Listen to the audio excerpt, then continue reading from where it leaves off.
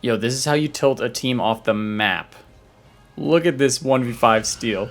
Pop the Unity move, movement speed boost. We drop that Brave Bird right on Zapdos, and boom, baby, we take the Zapdos for the W. Come on, son, he's nasty. What's going on, guys? Damocles here with another Pokemon Unite build guide. This time we're going over Talonflame. Talonflame, just like the Absol video, go check that out as well. Talonflame is a speedster, which means he specializes in like super high burst damage and a lot of mobility. So if you like that, you're gonna like this build and you're gonna like this character. He is nasty. All right, my build, which is right here, will be up on PokemonUnite.gg. I'll try and put the link in the description. It's not up there right now, but it will be. So if you're more of like a, you want to be able to go back and read it instead of watching video, feel free to do that.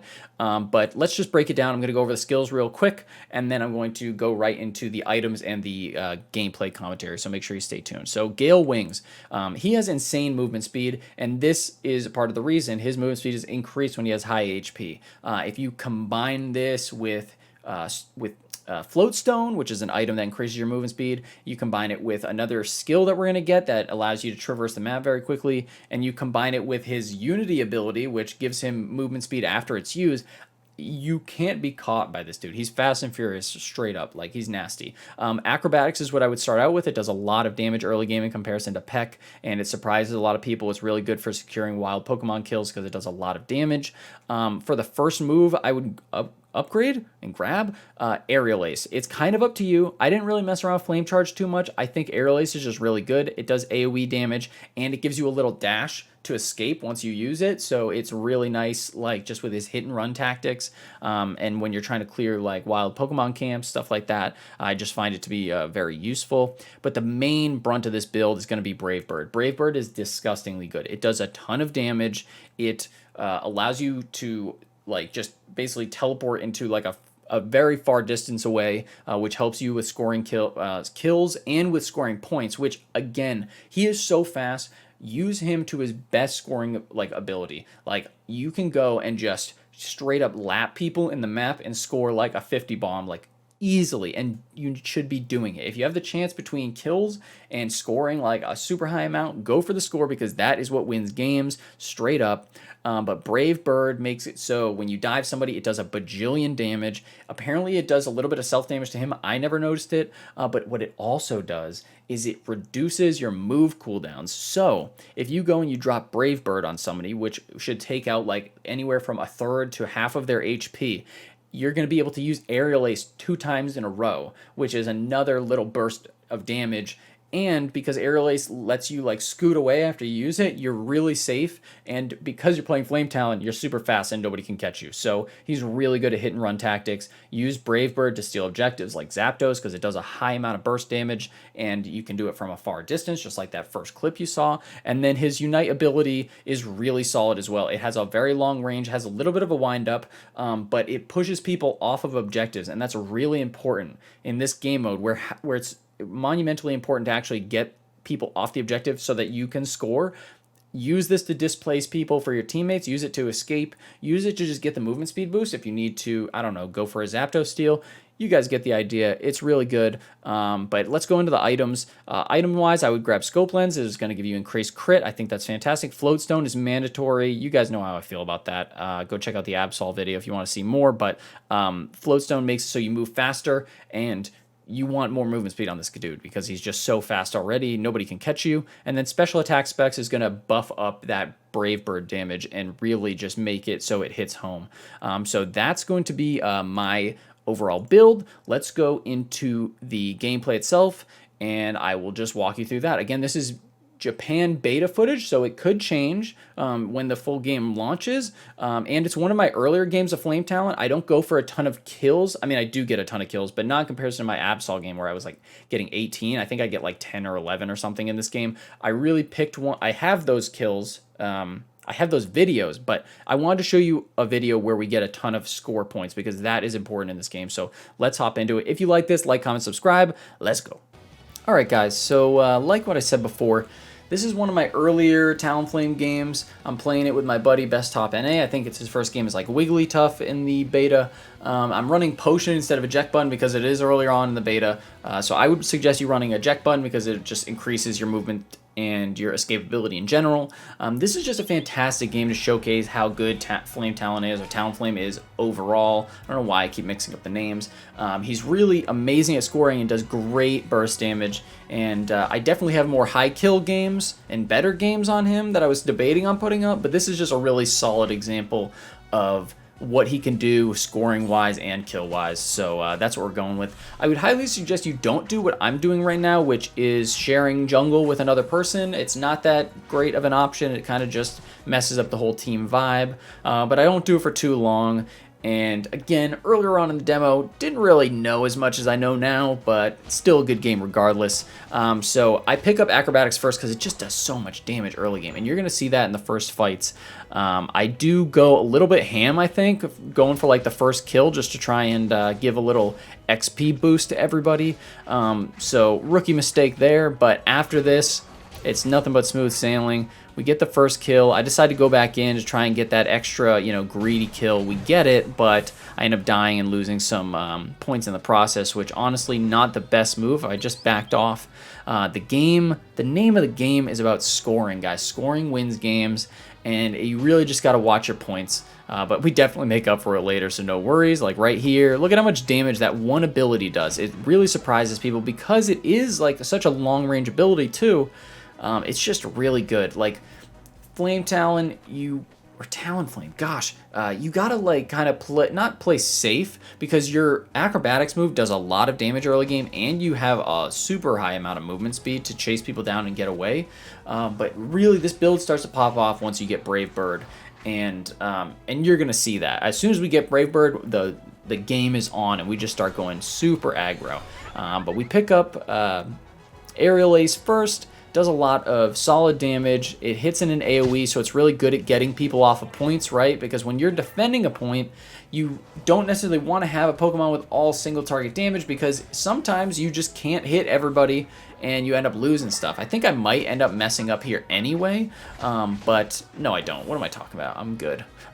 I kill the Cramorant, whatever you want to call it, and then I go and I push down. I'm trying to see if I can get like a nice little plant on that objective, but I can't. He actually stays there, but I'm able to go and put on a ton of damage to him. And now I've learned, right? I'm a learning man, so I don't go all in on him, because I know, all right, he has his health packs behind him, and that's something that you need to keep aware of too. Like, watch out for those health packs, and make sure you use your health packs all the time. Like, it's super important. If someone has health packs and they're defending the objective, you shouldn't be diving them super hard unless you can get to the health pack before them, because it's just such a big defensive option, and it really makes it so they're immovable off of their point. But that's why you kind of try and just be a little aggressive, maybe go and grab those health points. But if not, then just go farm your jungle camps so you can get a large amount of points, so that later on, especially as Flame Talon, if they go and they make a mistake and they hop off the tower, or they rotate down bottom, or even if they push too far up on your team and you have someone defending your point, you can go and just get a free easy 30 drop early on in the game, and that's going to push you, that's going to snowball you like crazy. So now you can see I got Brave Bird, and I immediately go for the kill because it just does so much damage. I mean, look at that. Like, now we get a free 30 drop on them, and I get all of his points. I mean, like, the damage output is insane. And you guys tell me in the comments below, do you see any recoil damage I'm taking from using Brave Bird? Because I don't. Like, I don't see anything, man. So off of that one kill and the damage of Brave Bird, we end up getting, what was that, 47 points in the first like 4 minutes of the game, and that immediately gives us a massive level boost, right? Like, that's a crazy amount. I don't know what their team was doing, but that gives us a large amount of XP. You can see I'm over leveling the Greninja now. I accidentally let the other Flame Talon go and score, but not much I can do about that. I can only deal with so many people at a time, right? But I make sure, I'm like, dude, what are you doing? He keeps thinking he can come back, but Brave Bird is back up, and if Brave Bird is up, you should not be afraid of anything in this game, dude. Like, he's just so good, and man, like, you gotta just play with those cooldowns, right? If you got Brave Bird up, and you see them, even, you can see, like, as soon as they step off the point just a little bit, I'm there. I'm ready to go, because I think that they're going to go and maybe they're making a mistake. Maybe they're being silly and they're stepping off their point, getting a jungle camp or something, and I can get a free like point score.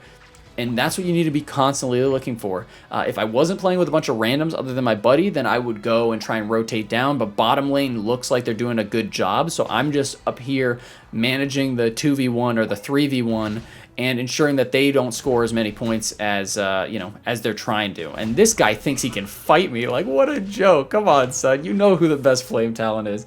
Talonflame. God, how do I keep messing that up? And then off of that, we go and we just drop like a nice 39 for nothing. Because he decided to dive me on tower with 2 of my HP things up, and I had a level lead on him. Like, that's what you got to be thinking about, right? Like, Talonflame burst damage is absolutely nuts. Definitely take advantage of his Unity move, because that thing is nasty too. And you can see that even with just that little like damage boost from the Unity move, not damage boost, excuse me, movement speed boost, I'm able to just go immediately plant at their objective and get a fat stack of points for my team and increase my level lead even further, because I'm killing the enemy Talon and getting his points too, right? So I go for Rotom here because I am uncontested. I'm not scared of anybody on this map right now. And my team is doing a pretty good job bot lane. So Rotom is really important. You should really be focusing on this, because later in the game, the only way you're going to be able to reliably score 40 plus points because of how long it takes to score those points is by securing Zapdos or securing Rotom. And so that can really be the deciding factor on whether or not you win a game. For those of you that don't know what he does, when you kill Rotom, he goes and he marches down the lane, and if he makes it to a capture point, it's going to make it so anybody can instantly capture at that point.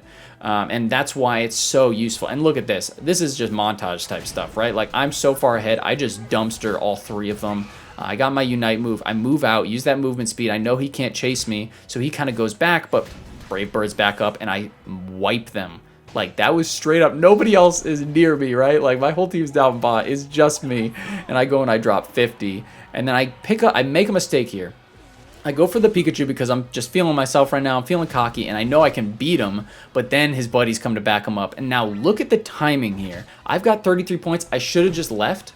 But if you look, my team kills Dreadnought literally a millisecond after I die. And for those of you that don't know what Dreadnought does, Dreadnought makes it so your team gets a shield briefly, and your team gets just like team-wide XP. And so if I had gotten that shield, I think I might have been able to just outplay them too and just get a total 1v5. It would have been dope. But regardless, I made a mistake. I got cocky, and my team paid for it because I lost, a bunch of points up there, which is unfortunate. I probably could have broken like 300 points this game if I didn't screw that up. But you guys see the importance of those objectives, right? Like, even though I'm dumpstering this team, like, this guy straight up whiffs his Brave Bird. I whiff mine too, but I'm not too concerned because I am a level up on him. I'm pretty sure I beat him here. I could be wrong.